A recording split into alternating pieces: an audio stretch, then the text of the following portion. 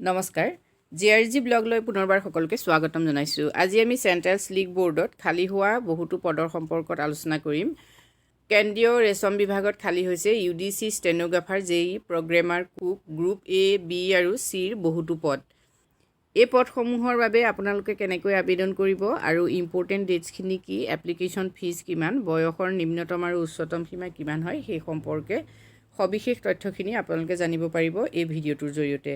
এতিয়া ইম্পৰ্টেণ্ট ডেটছখিনি আপোনালোকে প্ৰথমতে চাই লওক। যিহেতু এপ্লিকেশ্যন ইতিমধ্যে ষ্টাৰ্ট হৈছে, 24 তাৰিখৰ পৰা ইতিমধ্যে এপ্লিকেশ্যন ষ্টাৰ্ট হৈছে আৰু লাষ্ট ডেট হ'ল 16/1/2023। এপ্লিকেশ্যন ফিজসমূহ চাই লওক। গ্ৰুপ A পোষ্টৰ বাবে আনৰিজাৰ্ভ OBC EWSৰ 1000 আৰু গ্ৰুপ BC পদৰ বাবে আনৰিজাৰ্ভ OBC EWSৰ 750, SC ST আৰু অল ফিমেল কেণ্ডিডেটৰ বাবে ফিজ নাই। মিনিমাম এজ হ'ল 18 years আৰু মেক্সিমাম এজ 35 years আৰু ৰিলেক্সেশ্যন থাকিব গভৰ্ণমেণ্টৰ ৰুল অনুসৰি ইয়াতো ৰিলেক্সেশ্যন থাকিব। কেন্দ্ৰীয় ৰেচম বিভাগত খালী হোৱা পদৰ সংখ্যা হ'ল 142। ইয়াৰে আপাৰ ডিভিজন ক্লাৰ্ক গ্ৰুপ Cৰ পদ হ'ল 85। এই পদবোৰৰ বাবে যোগ্যতা লাগিব বেচেলৰ ডিগ্ৰী, যিকোনো ষ্ট্ৰীমৰ বেচেলৰ ডিগ্ৰী হ'লেই হ'ল আৰু ইংলিছ টাইপিং 35 WPM বা Hindi typing 30 WPM। Age limit হ'ব লাগিব 18 to 25 years। নেক্সট আহিলে ষ্টেনোগ্ৰাফাৰ গ্ৰেড 2ৰ পোষ্ট। ইয়াত আছে 4টা পদ আৰু bachelor degree any stream 5 years experience থাকিব লাগিব। ডিক্টেশ্যন 10 minute and 80 WPM হ'ব লাগিব আৰু computer 50 minute English 65 minute Hindi. Age limit হ'ল 18 to 25 years। নেক্সট আহিলে ফিল্ড এছিষ্টেণ্ট গ্ৰুপ Cৰ পদ। ইয়াত খালী পদৰ সংখ্যা হ'ল 1টা আৰু 10th এক্সাম পাছ হ'লেই হ'ল, অৰ্থাৎ HSLC পাছ হ'লেই হ'ল। ডিপ্ল'মা কিন্তু চেৰিকালচাৰৰ ডিপ্ল'মা লাগিব আৰু এজ লিমিট হ'ল বিল' 25 years। নেক্সট আহিলে কম্পিউটাৰ প্ৰগ্ৰেমাৰ গ্ৰুপ Bৰ 1টা পদ।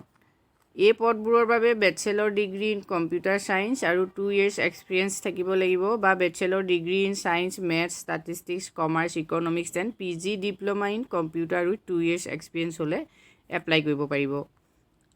নেক্সট আহিলে এছিষ্টেণ্ট ছুপাৰিণ্টেণ্ডেণ্ট গ্ৰুপ Bৰ পদ। ইয়াত আছে 25টা পদ। এই পদসমূহৰ বাবে যোগ্যতা লাগিব bachelor degree any stream, 5 years experience থাকিব লাগিব।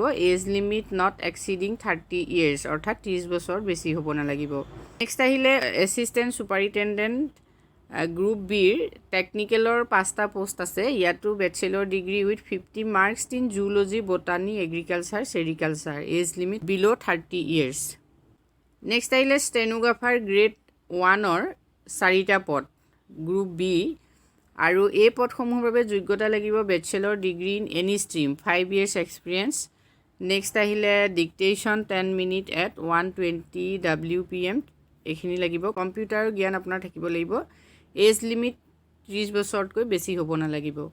নেক্সট আহিল library and information assistant group Bৰ পদ আছে 2টা। Bachelor degree in library science. Library ছায়েন্সৰ বেচেলৰ ডিগ্ৰী হ'লে আপুনি এপ্লাই কৰিব পাৰিব বা লাইব্ৰেৰী এণ্ড ইনফৰমেশ্যন ছায়েন্সৰ হ'লেও আপুনি এপ্লাই কৰিব পাৰিব আৰু 2 years এক্সপিৰিয়েঞ্চ লাগিব। এজ লিমিট 30 বছৰতকৈ বেছি হ'লে আপুনি এই পদৰ বাবে এপ্লাই কৰিব নোৱাৰিব। নেক্সট আহিলে জুনিয়ৰ ইঞ্জিনিয়াৰ ইলেক্ট্ৰিকেল গ্ৰুপ Bৰ পদ। ইয়াত আছে 5টা পদ আৰু diploma in electrical engineering. Age limit not exceeding 30 years, অৰ্থাৎ 30 বছৰৰ ওপৰত হ'ব নালাগিব। নেক্সট আহিল junior translator Hindi group Bৰ।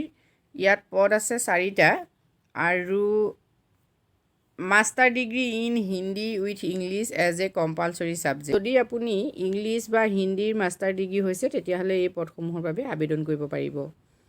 Next assistant director group Aৰ পদ। ইয়াত 4টা পদ খালী আছে আৰু এলিজিবিলিটি হ'ল CA, CS, MBA বা MCom। এজ লিমিট 35 yearsৰ তলত হ'ব লাগিব। পদসমূহৰ বাবে যদি আপুনি অনলাইন কৰিব খুজিছে তেতিয়াহ'লে সবিশেষ তথ্যখিনি আপুনি ডেছক্ৰিপশ্যন বক্সৰ লিংকত গৈ চাব পাৰিব। গতিকে যিসকলে পদসমূহৰ বাবে আবেদন কৰাৰ কথা ভাবিছে তেখেতসকলে অতি সোনকালে পদসমূহৰ বাবে আবেদন কৰিব পাৰে, যিহেতু 16 জানুৱাৰী লাষ্ট ডেট হয়। আজি ভিডিঅ'টোত আমি আপোনালোকৰ বাবে এইখিনি তথ্য আগবঢ়াইছোঁ। যদি উপকৃত হৈছে কমেণ্ট কৰি জনাব। ধন্যবাদ।